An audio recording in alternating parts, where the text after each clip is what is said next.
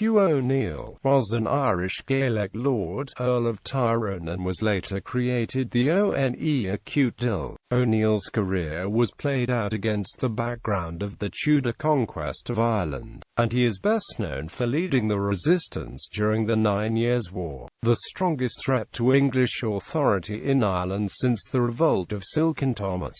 Early life. O'Neill came from a line of the O'Neill dynasty, that the English authorities recognized as the legitimate successors to the chieftainship of the O'Neills and to the title of Earl of Tyrone. He was the second son of Feodorcha Ó Néill, known in English as Matthew O'Neill, reputed illegitimate son of Con, first Earl of Tyrone. Shane O'Neill, a legitimate son of Con, employed the ambivalent status of Matthew's paternity to affirm his own claim to the title the O'Neill, although illegitimacy in itself made little or no difference in terms of the Irish legal system of Dubh Fine, where 5 degrees of consanguinity through the male line with a blood ancestor who had held the O'Neill title were required of any claimant. Once Matthew was accepted by Con as his son, he was as entitled to the O'Neill lordship as Shane, although, if proven, Shane's constant assertion that Matthew was actually an adoptee, affiliated to the O'Neills,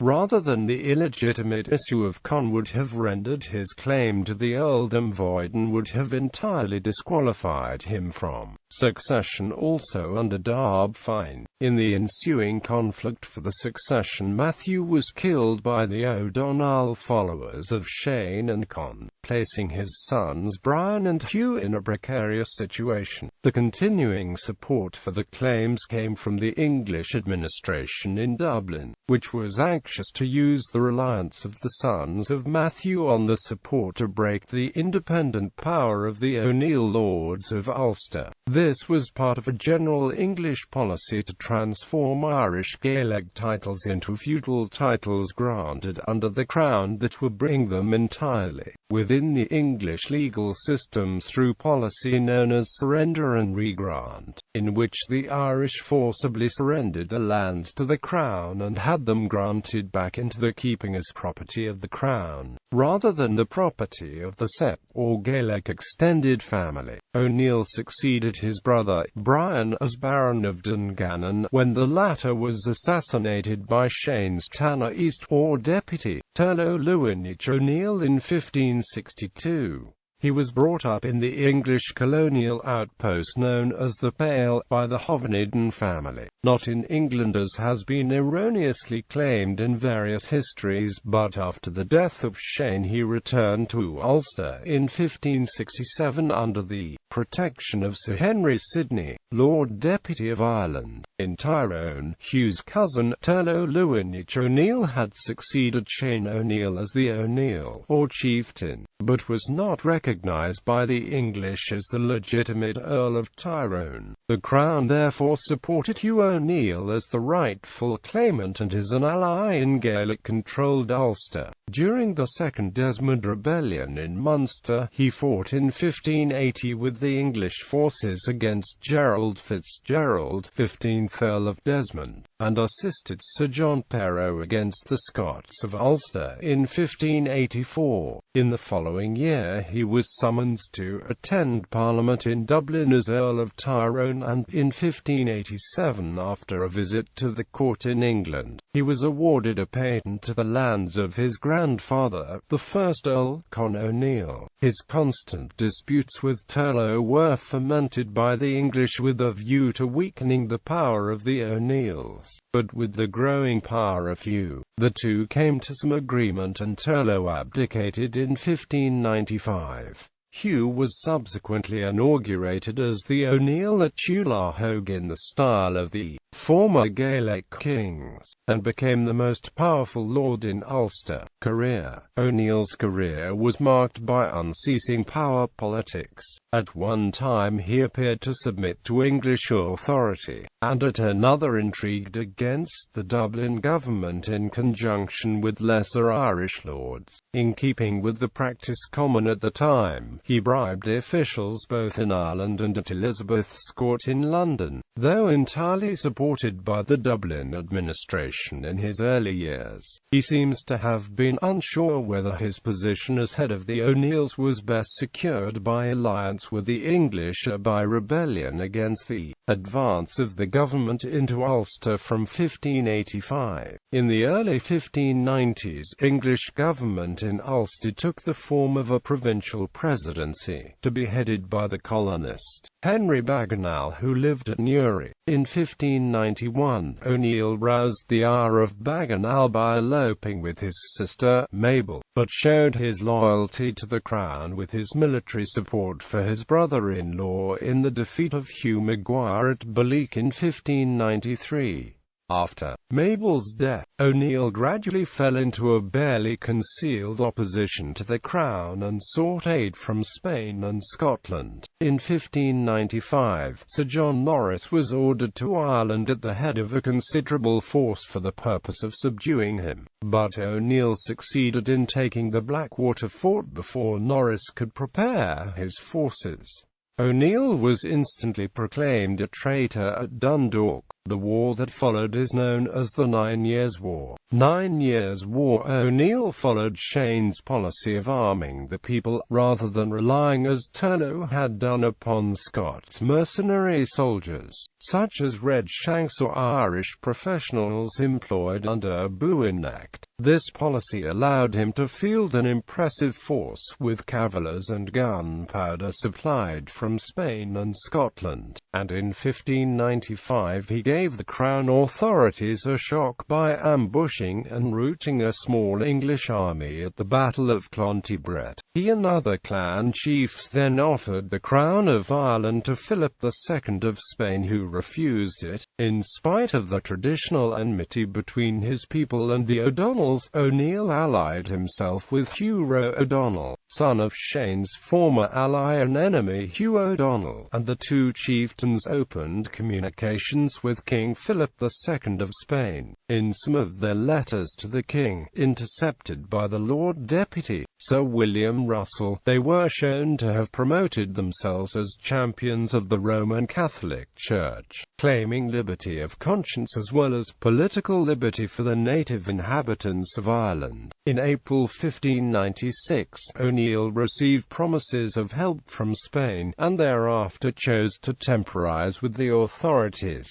professing his loyalty to the crown as circumstances required. This policy was a success, and, even though Sir John Norris sought to bring him to heel, O'Neill managed to defer English attempts on his territory for more than 2 years. In 1598, a cessation of hostilities was arranged and a formal pardon granted to O'Neill by Elizabeth. Within 2 months he was again in the field, and on the 14th of August he destroyed an English army at the Battle of the Yellow Ford on the Blackwater River, in which engagement Henry Bagenal was killed. It was the greatest of all setbacks to English arms in Ireland. If the Earl had been capable of driving home his advantage, he might have successfully upset English power and country, as discontent had broken out in every part, and especially in the south, where James Thomas Fitzgerald was asserting his claim to the earldom of Desmond. In reality, O'Neill required foreign intervention, and despite his growing reputation in Europe as a commander in the field, this was not yet forthcoming. 8 months after the Battle of the Yellow Ford, a new Lord Lieutenant, the Earl of Essex,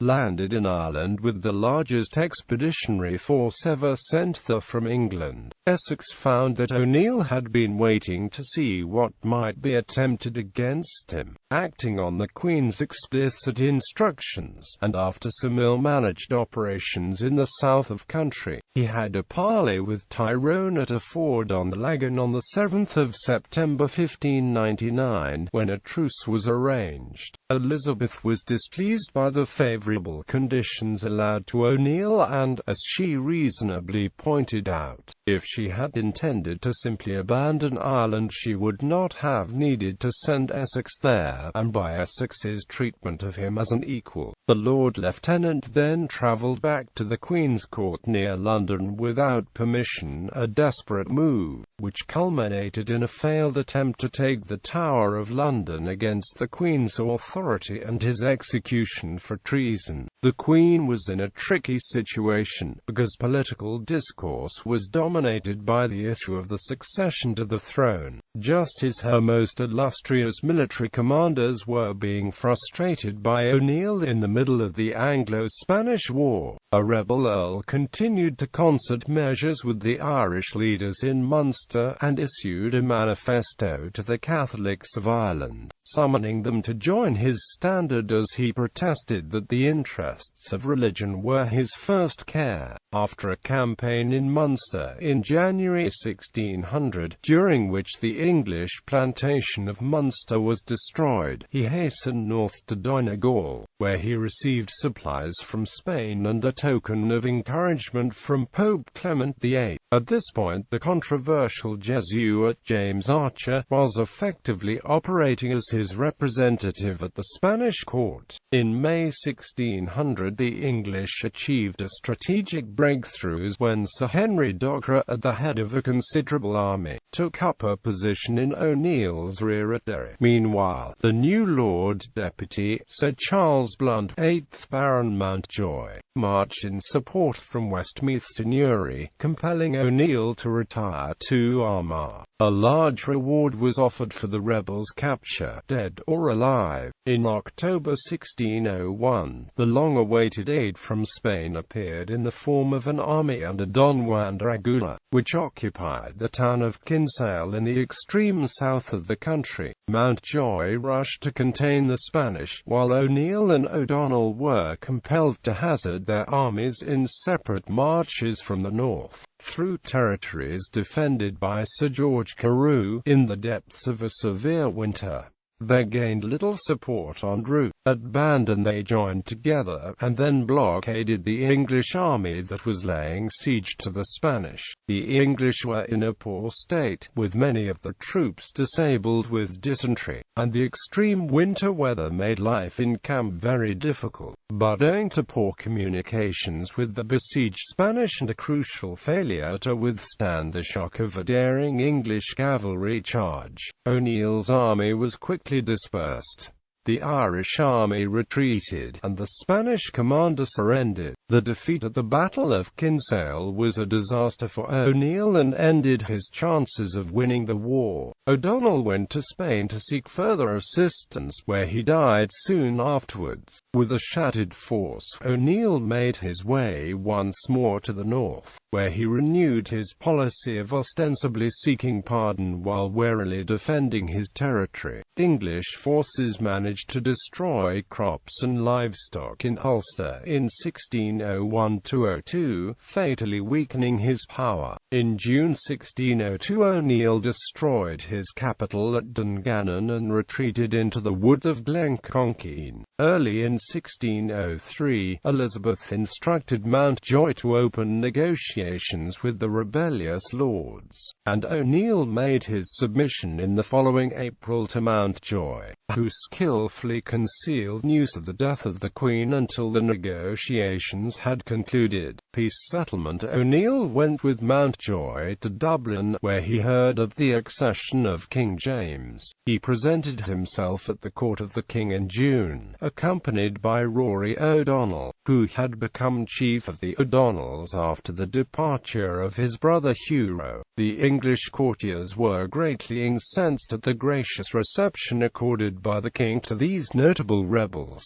Although O'Neill was confirmed in his title and chorused states. He immediately fell into dispute with Chichester's Dublin administration upon his return to Ireland. Under the 1603 peace agreement, most of his land had been given to his former Brehon law tenants. In the case of the Bann fishery, the government eventually established that his entitlement to the benefit of that property was nullified on account of the original Anglo-Norman conquest in 1172, a precedent of significant implications for the former Gaelic polity. In the meantime, it was the dispute over O'Neill's rights concerning certain of his former feudatories, Donald O'Callaghan being the most important, that led to his flight from Ireland. They were now freeholders of the Kingdom of Ireland with new legal rights, but O'Neill expected them to support him as in the past, which they declined to do.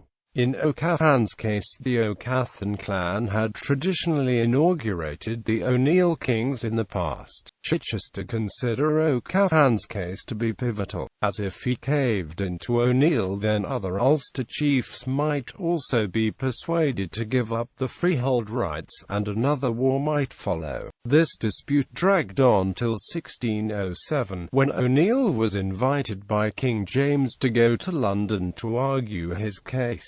Warned, however, that his arrest was imminent, the decision was made to fly to Spain. The Flight of the Earls, one of the most celebrated and lamented episodes in Irish history, occurred on the 14th of September 1607, when O'Neill and O'Donnell embarked at midnight at Rathmullen on Lough Swilly on a voyage bound for Spain. Accompanying them were the wives, families and retainers, numbering 99 persons. Driven by contrary winds to the east, they took shelter in the Seine estuary and were told by the Spanish to pass the winter in the Spanish Netherlands and not to proceed to Spain itself. In April 1608, they proceeded to Rome, where they were welcomed and hospitably entertained by Pope Paul V. The journey to Rome was recorded in great detail by Tadhg O'Callaghan. However, his hopes of military support founded as Philip III of Spain wanted to maintain the recent 1604 peace treaty with James I of England. The Spanish economy had gone bankrupt in 1596 and its European fleet had been destroyed some months earlier by the Dutch Republic at the Battle of Gibraltar. This suggests that the flight was impulsive and unplanned. In November 1607 the flight was proclaimed as treasonous by James I. A bill of attainder was passed against O'Neill by the Parliament of Ireland in 1613. He died in Rome on the 20th of July 1616.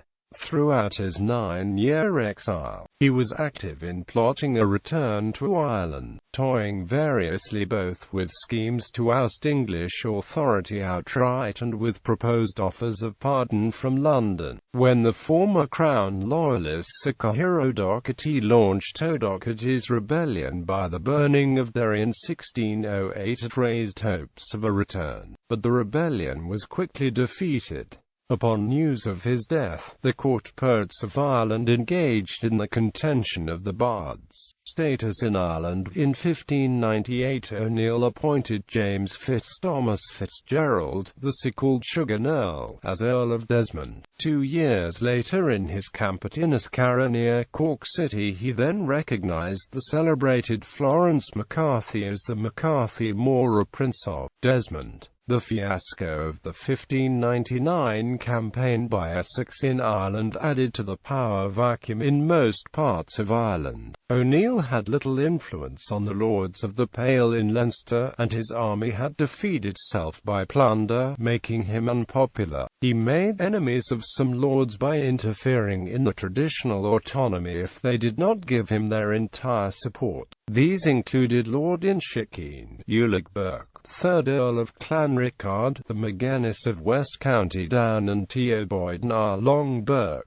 O'Neill issued a proclamation to the Pale Lords on the 15th of November 1599, many of whom were Roman Catholic, protesting that his campaign was not for personal power but only for the freedom of the Catholic religion. This was unconvincing to them, as before 1593 he had practiced as an Anglican, and was not known for having any great interest in religion. At the international level, O'Neill and O'Donnell had offered themselves as vassals of King Philip II of Spain in late 1595, and suggested that Archduke Albert might be crowned Prince of Ireland, which was declined. In late 1599, in a strong position after Essex's failed campaign, O'Neill sent a list of 22 proposed terms for a peace agreement to Queen Elizabeth, including a request on the status of future English viceroys. This amounted to accepting English sovereignty over Ireland as a reality, while hoping for tolerance and a strong Irish-led administration. The proposal was ignored. Family. O'Neill was 4 times married to Catherine O'Neill, daughter of Brian MacPhellum, chieftain of the clan Aodh Bedhay O'Neills, Judith O'Donnell, Mabel Bagenal, and Catherine McGuinness.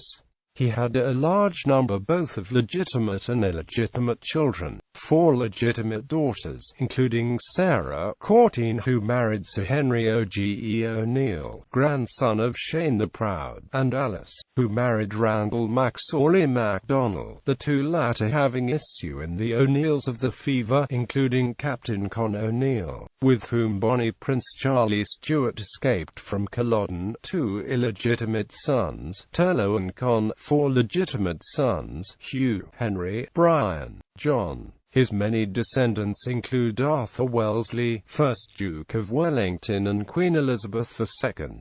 Dramatic portrayals. Hugh O'Neill was played by Alan Hale, Sr. In the private lives of Elizabeth and Essex, O'Neill is the central character in Brian Friel's playmaking history, which is concerned largely with his 3rd marriage to Mabel Bagenal. Friel describes the marriage as a genuine if ill-fated love affair. In the BBC drama Elizabeth R, he is played by Patrick O'Connell.